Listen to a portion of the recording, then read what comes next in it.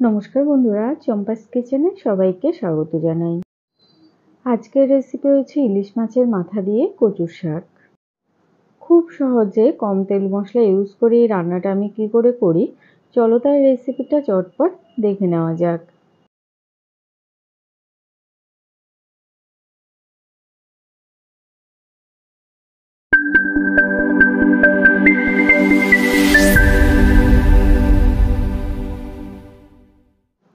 তো সবার প্রথমেই গ্যাস জ্বালিয়ে একটা কড়াই গরমে বসাচ্ছি। গরম কড়াইতে বেড়ে দিয়ে দিচ্ছি 2 টেবিল স্পুন সর্ষের তেল। ফোড়নে দিচ্ছি একটা শুকনো লঙ্কা, একটা তেজপাতা দিলাম, আর দিচ্ছি 1/4 টিস্পুন কালো জিরে, হাফ টিস্পুন গ্রেট করা আদা দিয়েছি। 4-5 সেকেন্ড নাড়াচাড়া করে ফোড়নের মশলাগুলোকে ভেজে নেব। মাছের মাথাতে আমি আগে থেকে নুন হলুদ মাখিয়ে রেখেছি, মাছের মাথাটা এবারে এর মধ্যে দিয়ে দিলাম। আমি একবারই ফোড়ন দিয়ে রান্নাটা করে নিচ্ছি, তবে তোমরা চাইলে মাছের মাথাটাকে আগেও তেলে ভেজে নামিয়ে রাখতে পারো।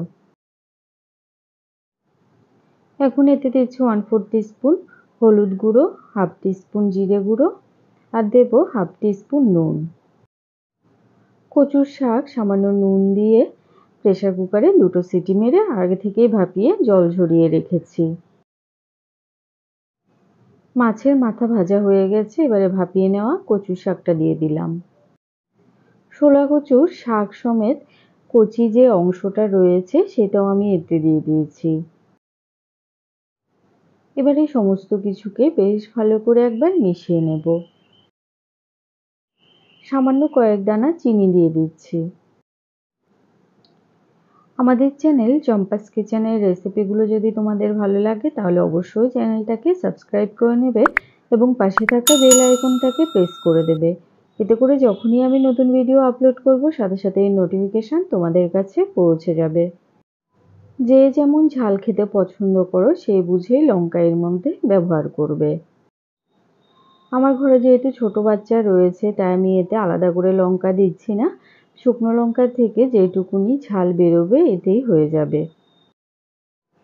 গ্যাসের আঁচটাকে মিডিয়াম টু লোতে রেখে মোটামুটি 5-7 মিনিট এটাকে রান্না করেছি। দেখো কচুর শাকটা কিন্তু খুব সুন্দর শুকিয়ে গেছে, এতে কিন্তু কোনো জল জলে ভাব আর নেই। আর এইভাবেই কিন্তু একটুখানি সময় নিয়ে কড়াইয়ের তলাতে কচুর শাকটাকে ছড়িয়ে দিয়ে লো আঁচে সম্পূর্ণ জল শুকিয়ে নেবে। এতে করে শাকটা খেলে আর গলা চুলকোনোর চান্স থাকবে না।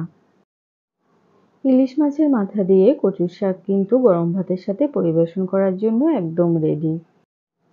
রেসিপিটা কেমন লাগলো অবশ্যই কমেন্ট করে জানাবে। ভালো লাগলে লাইক করবে আর তোমার বন্ধুদের সাথে ভিডিওটাকে শেয়ার করতে কিন্তু একদম ভুলবে না। এতক্ষণ আমার পাশে থেকে ভিডিওটা দেখার জন্য অনেক অনেক ধন্যবাদ।